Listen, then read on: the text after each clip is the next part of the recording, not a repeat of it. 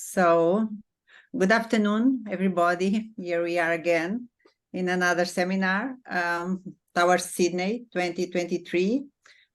This time we'll make another conversation related to the SBH concept. In fact, after visiting Australia a few years ago, I was struck by the idea of a vast continent, modernized in the big cities, but with very different cultural traces towards the interior, revealing a greater connection with nature and with the indigenous population.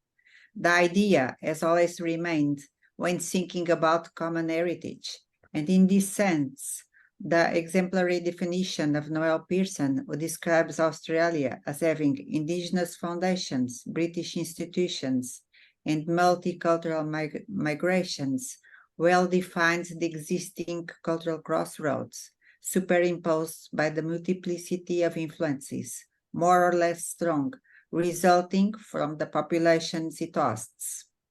In the SBH scientific group, we are concerned with the notion of shared heritage, and we have conducted a series of webinars on the subject, trying to explore how deep and differentiated this notion is according to the host country of the ICOMOS General Assemblies, which are held annually in places where multicultural influences are felt.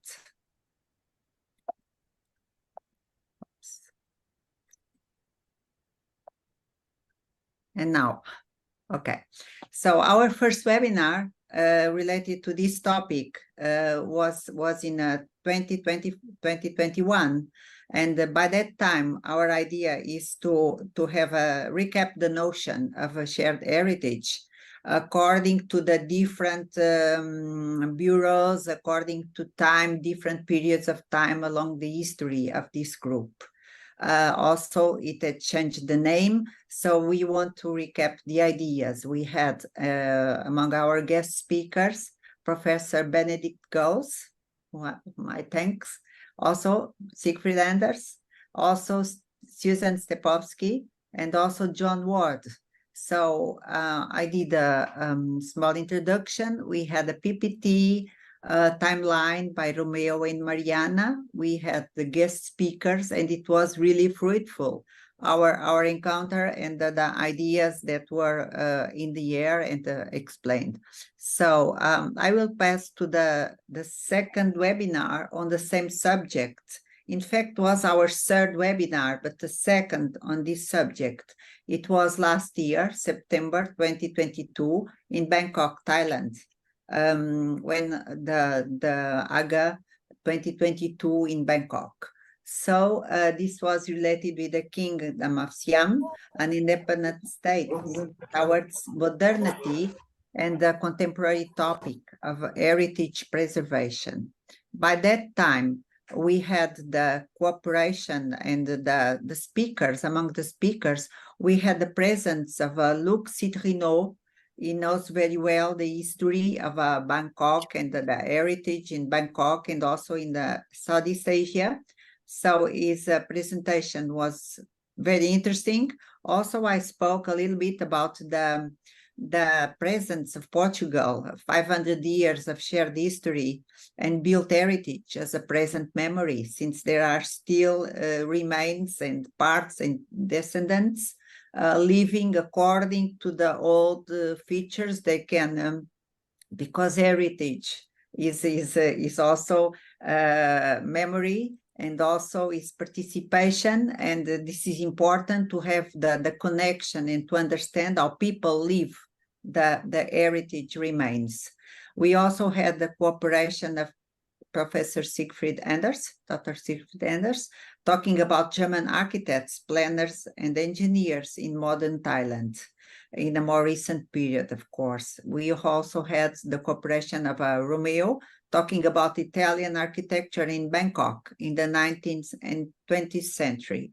At the end, we had the introduction by an insight into European presence in Thailand by Piraye Bunprasong, and she gave us an idea of how they manage the heritage nowadays And we saw good examples, unfortunately not in big quantity, and we saw another examples that really raised many concerns that prove also the importance of having this discussion, because in a way we can perhaps try to recover some situations.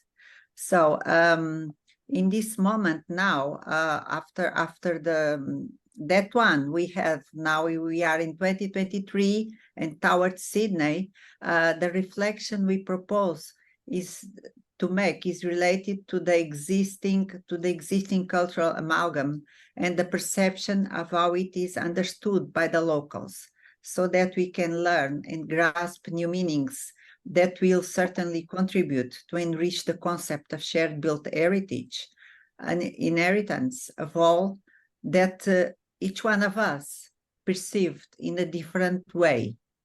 Quoting Laura Jane Smith, well-known Australian professor, I realized that heritage wasn't only about the past, though it was that too. It also wasn't just about material things, though it was that as well. Heritage was a process of engagement, an act of communication, and an act of making meaning in and for the present. This time, our experience will focus on the great continent of Australia, and in order to approach the concept in depth, we are counting on the participation of experienced members of our group that will talk about the way heritage is understood, lived, and shared. So I'm talking about Romeo Calabelli, will be our first speaker. Anyway, will be a kind of introduction. Romeo is a researcher and training engineer at CITRIS and the University de Tours, and the director of Arab World and Mediterranean Studies team, IMAM, has a degree in architecture, Politecnico di Milano, a PhD in geography and Arab world, Université François Rabelais. After an early career as an architect in Italy, Southern Africa, and Balkans, Romeo Carabelli has focused his research work on the process of heritage and this is a difficult word for me, territorialization of cultural heritage, and more specifically on the contemporary arrangements of dispersed and multinational productions. After Romeo, we will have Susan Jackson-Stepovsky, former Vice President of ICSBH from 2009 to 2020. She has been present on all 5 continents at the events carried out by our committee, and played an important and key role in the organization and implementation of scientific contribution. She have also undertaken World Heritage nominations, site assessments, and monitoring missions. Susan is principal of Jackson-Stepovsky Heritage Planning. She is voting member of ICOMOS Australia on ICSBH and ICOMOS expert member on the International Scientific Committees for Shared Built Heritage, Cultural Landscape, and Historic Towns and Villages.